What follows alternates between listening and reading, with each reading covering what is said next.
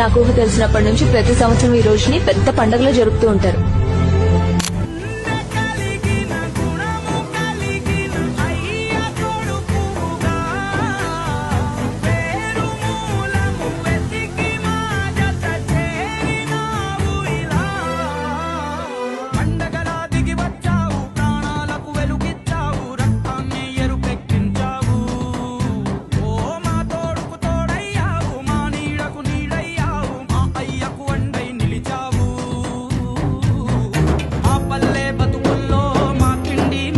Saya juga gitu bahasa itu.